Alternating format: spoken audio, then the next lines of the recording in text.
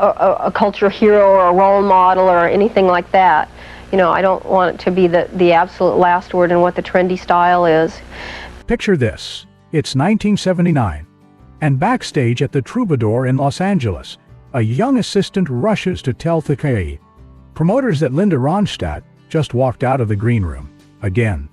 The reason? She spotted his name on the schedule. Not hers, not the Eagles, but his. She wasn't having it.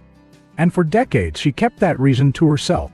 But today, after years of tight-lipped grace and diplomatic interviews, Linda Ronstadt has finally lifted the curtain on the musicians she secretly despised.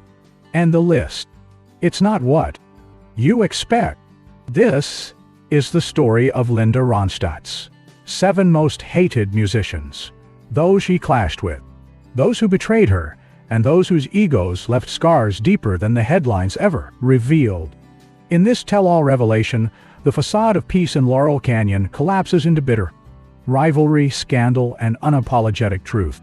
You probably heard of how Linda Ronstadt helped launch the Eagles, but few talk about the venom that followed. Don Henley started out as her drummer and backup singer in the early 70s, when Ronstadt was already a rising star. Their early collaboration was sweet, warm, until it wasn't. As the Eagles soared to superstardom, Henley's ego exploded. Picture a band that once opened for Ronstadt, now acting like they owned the Sunset Strip. The tipping point? A scathing argument in 1975, backstage at the Universal Amphitheater. Henley made a crude comment about her musical choices, suggesting she should stick to covers and let the real songwriters speak. Linda didn't just storm out, she had his access revoked from her tour dates. Behind the scenes, friends whispered of snide remarks and growing resentment. Henley, now full of swagger and cocaine-fueled arrogance, reportedly said she was too precious for rock and roll. She, in turn, never forgave the betrayal, privately calling him a climber who lost his soul. It wasn't just about egos. It was about respect, and Henley had trampled all over it. But that wasn't the only clash that left a scar. Just as one feud cooled, another artist would take things too far, turning a moment of spontaneity into a lifelong grudge. What started as curiosity quickly spiraled into chaos. Think of smoky clubs and raw energy. That's where Linda once shared the stage with the most unpredictable frontman of the E60s, Jim Morrison. They crossed paths in 1968, when the Doors were at their peak, and Ronstadt was still carving her place in the male-dominated world of California rock. Their first meeting was electric. Morrison, drunk on absinthe and rebellion, pulled Linda on stage at a private after-party near the Whiskey A Go-Go. But it didn't end in applause. Instead, it turned into a chaotic moment of humiliation when he tried to kiss her mid-performance, collapsing into her mic stand. The moment was captured in whispers, not photos. So people think they're getting an insight into it, but they're really not. They're getting an insight into something that's been fabricated in somebody's imagination that's sitting behind a typewriter somewhere, you know. Linda never forgot that night. Nor did she forget how Morrison later mocked her in interviews, calling her sweet but spineless. Behind her composed smile, she nursed the burn for years. In her private circle, she once described Morrison as a brilliant wreck who poisoned everything around him. She saw him as the symbol of male excess in rock, what she fought against her entire career. As the 70s rolled on, ideological clashes proved even more painful than personal ones. And no feud cut quite as deep as the one that began with a benefit concert and ended with an unspoken war of principles. The tension only deepened when politics entered the picture. When two strong voices collide over politics, expect sparks. And that's exactly what happened between Linda Ronstadt and Neil Young. It started in the mid-1970s.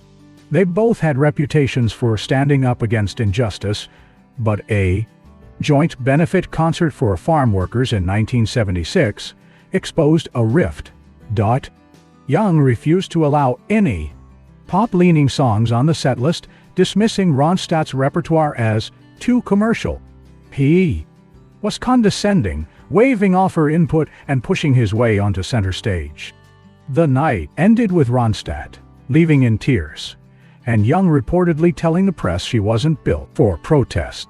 Then, the insult dug deep. Linda had roots in activism that ran through her Mexican heritage, and being painted as shallow by a fellow activist was more than just offensive. It was a betrayal. From that day on, she refused every offer to appear alongside Young, no matter how big the stage twine. What made it worse? Young would occasionally bring her up in interviews, usually in her backhanded compliments, always reminding the world of their ideological clash. For Linda, Neil was the embodiment of faux moralism, loud in message, but cruel in execution. But some of the most brutal confrontations happened in the recording studio itself, where trust gave way to artistic arrogance, and one potential collaboration collapsed into insult. Their mutual respect was supposed to lead to a collaboration. Instead, it turned into one of Linda's biggest creative regrets.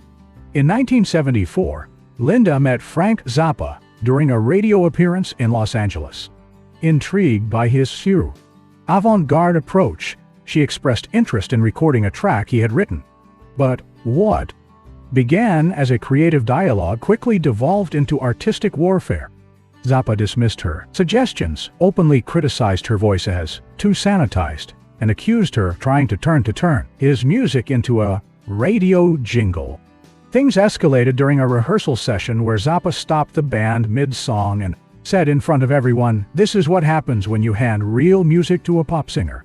Linda stormed out, humiliated and furious.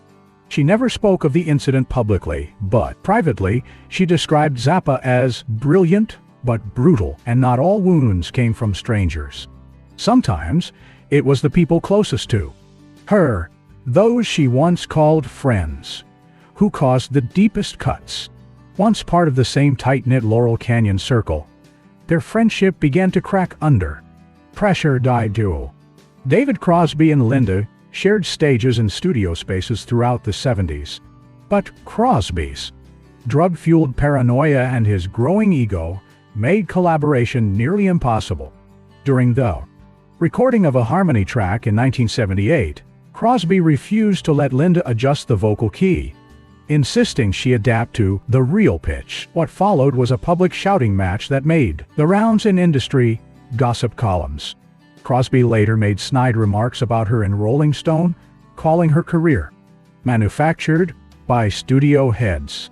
Linda responded by cutting all ties and forbidding anyone her band from bringing up his name. To her, Crosby had become a cautionary tale of what fame, drugs, and unchecked narcissism could do to real talent. As the new wave era emerged, Linda faced a new kind of challenge, not from her generation, but from younger voices determined to mock what came before. The punk wave of the late 70s brought new faces, and not all were welcome. Linda and Elvis Costello clashed during a shared appearance at a Cleveland festival in 1979. Costello, then the face of British punk-influenced new wave, mocked Linda in front of journalists, calling her set background music for brunch. She was stunned, not just by the insult, but by the smug, dismissive tone of someone she'd never even spoken to. Later that evening, backstage tensions exploded when she confronted him. Costello, in a drunken rage, hurled another insult and walked off. That moment sealed her disdain. She considered Costello emblematic of a new kind of cruelty in music, clever, but cold. Even collaborations that looked perfect on paper could dissolve in real time, especially when one partner turned creativity into control. On paper, it should have been magic. Paul Simon and Linda Ronstadt, two voices of gold. But in reality, their short-lived collaboration left emotional bruises. In 1982, the two attempted to record a duet for Simon's upcoming album Dachau, but rehearsals turned icy fast. Simon, known for his perfectionism, constantly interrupted Linda, offering unsolicited coaching and insisting on rewriting lyrics she hadn't agreed to. Linda later confided to friends that working with Simon felt like being talked down to by a principal. The session never produced a finished track, and while Simon never commented publicly, Linda walked away vowing never to work with him again. For her, it wasn't just about the song, it was about dignity. For years, Linda Ronstadt chose diplomacy. While the rock world spun in scandal and scandal drama, she stayed above the noise, graceful, focused, and never one to air dirty laundry. But the truth was always there, resting in her silences, behind those careful interviews, and in the shows she refused to do. Revealing these stories now isn't about bitterness. It's about clarity.